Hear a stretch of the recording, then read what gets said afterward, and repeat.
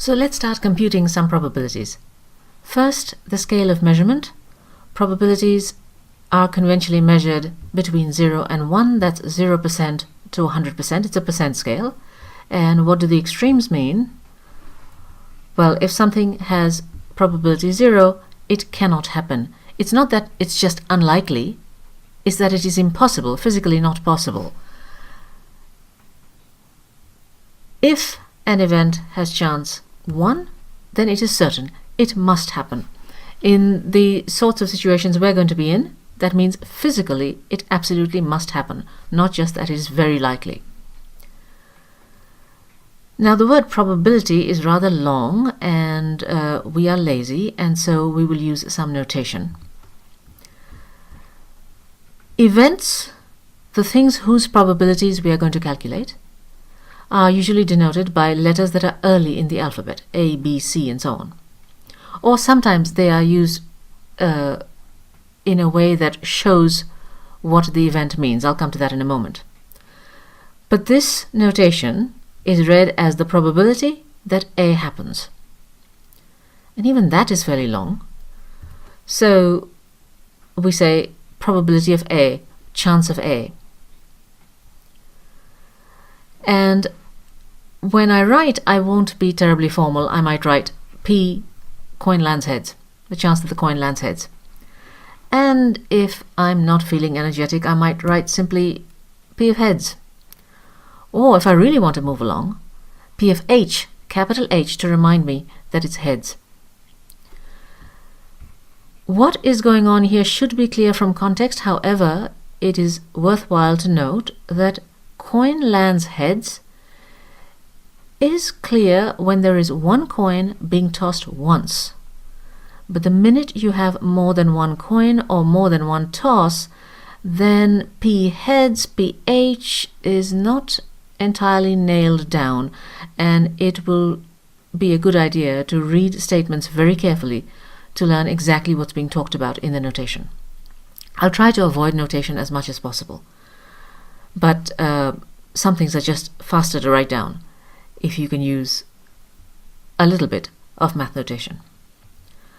Alright, so what we're going to do with this? Well, we're going to do some calculations, and for that I want a running example, which is the standard deck of cards.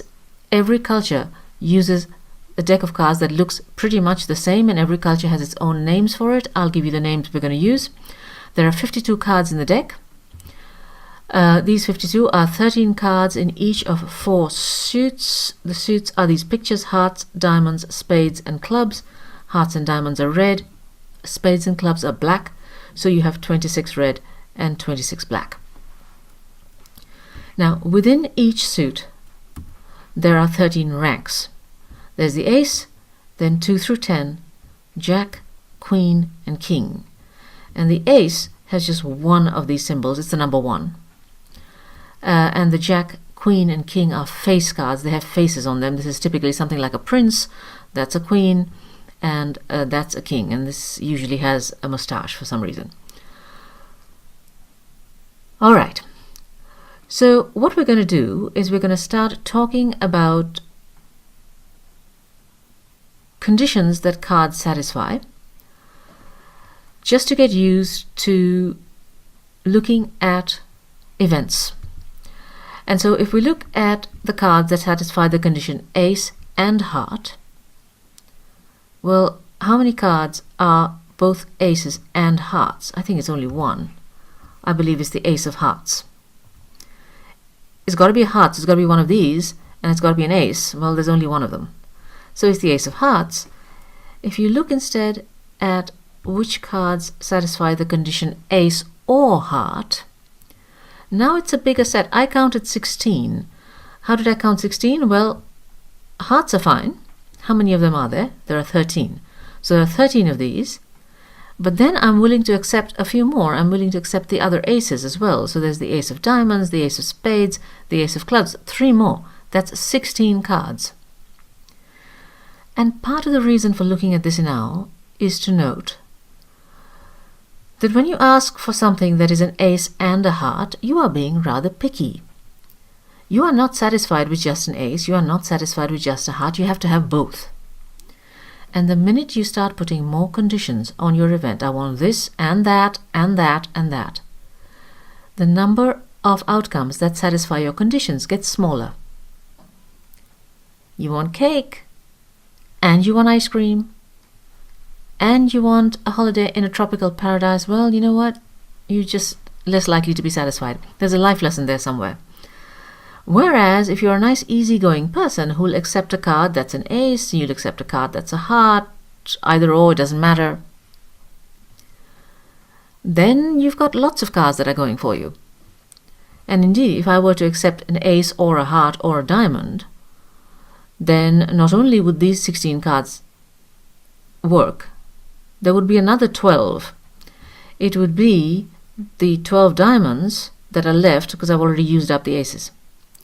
So I'd have 28 cards that would satisfy my conditions. So when you look at events that are of the form this or that or the other thing, expect their chances to be in general bigger than the ingredients. And when you look at events that are this and that and that and the other thing, expect those overall chances to be smaller than the ingredients. So how much bigger, how much smaller? Let's sort that out. Here's some language that you're going to be saying over and over again. One card is dealt from a well-shuffled deck. What does that mean? There's an assumption there, and the assumption is that all the 52 cards are equally likely to appear. That's well-shuffled. In terms of chances, each card has chance 1 in 52. Now, supposing I ask, I'm going to deal this one card, what is the chance that it's an ace or a king? Well, we now know how to do that. How many cards satisfy this condition? Ace or king? Well, I think those are the 4 aces, 4 kings. That's 8 cards total. Nothing else satisfies this condition.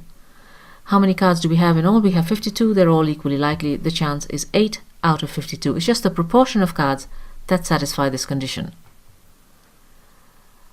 And that's almost by definition of probabilities which are based on equally likely outcomes. You take as your denominator the number of all possible outcomes, and as the numerator the number of outcomes that satisfy your conditions.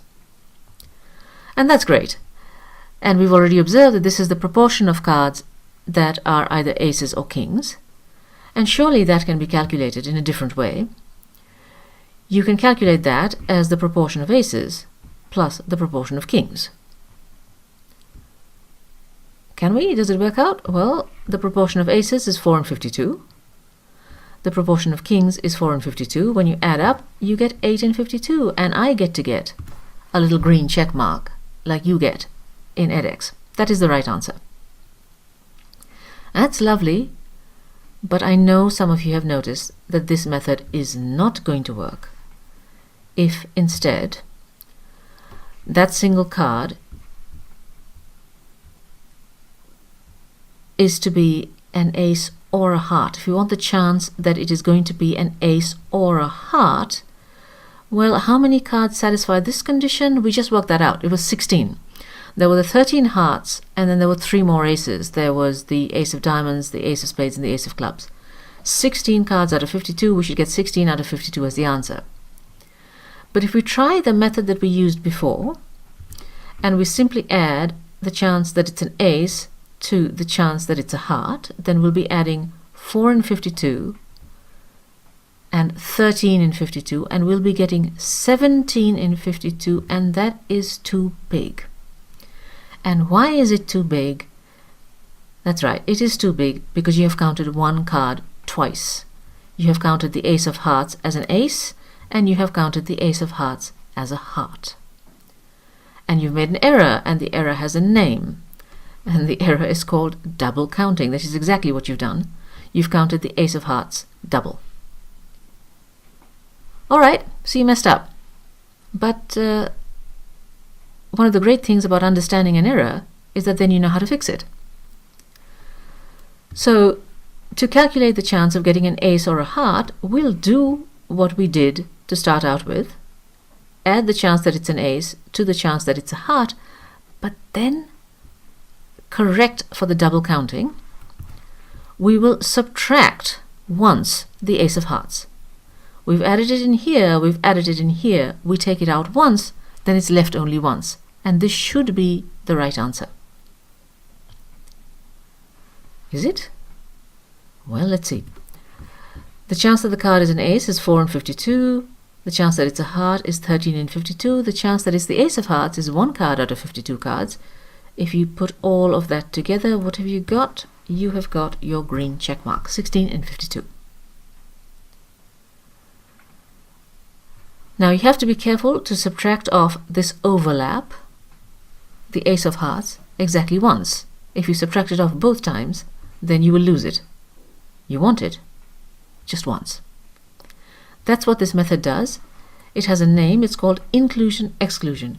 You include the aces, you include the hearts, and then you fix the problem by excluding once the ace of hearts. And this is all fine looking at it in words and in proportions like this. It's much more evident when you look at what's happening in a picture. And there's a kind of picture that I hope you are going to be drawing lots and lots of. And I have joined you in drawing it informally myself. These things you'll have seen somewhere. They're called Venn diagrams, and all they are blobs representing sets. So what's going on here is that this rectangle is my entire outcome space. That is all 52 cards. The green blob represents the 4 aces, and the blue blob represents the 4 kings. It is, for our purposes, important to think of this as a space of probabilities, and probabilities work very much like areas. So I'm going to think of the area of the whole space as 100%. The area of this green blob is 4 in 52. The area of the blue blob is 4 in 52. Yeah, it's not to scale. And the event, the card is an ace or a king, is the total shaded area. And that's a clean 4 in 52 plus 4 in 52, because the two events are what is called mutually exclusive. These blobs do not overlap. The card cannot be both an ace and a king. The sets are disjoint. In fact, your textbook calls the events disjoint. When you look at the card being an ace or a heart, you play the same game. Then there's your blob representing the aces, and now you have a much bigger blob representing hearts. And there is an overlap. And that overlap is precisely the ace of hearts. So here, if you want the total shaded area, and you add this 4 in 52 to this 13 in 52, then you're almost right, but you have counted this overlap twice, and that is why we left it out once. And so many people find this method of looking at probabilities very helpful, and I encourage you to draw these pictures if you find them helpful. And so what do we have now as our rule? Well, we can write them out formally. We're trying to find the chance that A or B occurs. We have two events, A, B, and we're trying to find the chance of A or B. That's very formal. What does that mean in plain English? It means that at least one of them must happen. They may both happen, that's fine. At least one of them must happen. So if you draw the blobs corresponding to both, then you're looking at the entire shaded area of those two blobs. And what do we have? We have formally the addition rule, which is that if your two events are mutually exclusive, in other words, the blobs corresponding to them don't overlap, then you can find the chance that at least one of them occurs by simply adding up the two chances. And mutually exclusive, in plain English, each event prevents the other. If one of them happens, the other cannot. And what if it isn't as clean a break as all that? Well, then fine. then you want to find the chance that at least one of the events occurs. You go ahead and you do your plus, but then you fix your error by subtracting off the overlap. You subtract off the event that is A and B both happening. And I'm going to leave it at this for now and quickly mention another rule which is the most natural of the probability rules. If an event has chance 40%, then what's the chance that it doesn't happen? Yep, 60%. It's a natural rule, and it says the chance of not A, the chance that A doesn't happen, is 1 minus the chance of A. It's called the complement rule. Please notice the E, complement, as opposed to complement with an I. That is, you're looking gorgeous tonight. That's complement with an I. This is complement. This is the set theory complement. And what does that mean? It means all the outcomes that are not in your set. So the complement of A is the set of all outcomes that aren't in A. It is the event, not A. A doesn't happen. And the complement rule is something that we use naturally without even thinking about it. I'm just writing it down for completeness. And in fact, why don't we summarize our rules, all of which are quite natural, though perhaps the middle one needed a little observation. If two events prevent each other, then the chance that at least one of them occurs is the sum of their chances. If they don't prevent each other, then you can correct. And here you have your complement rule. So what? You know me well enough, if you've taken Stat 2.1, to know that this is not where we're going to end. But for now, I am going to stop here, because there is one other little rule that we need to develop, and once we've developed that one, then the combination of all these little rules turns out to be incredibly powerful. And so bear with me until we're through with the next section, and then we will see what we can calculate.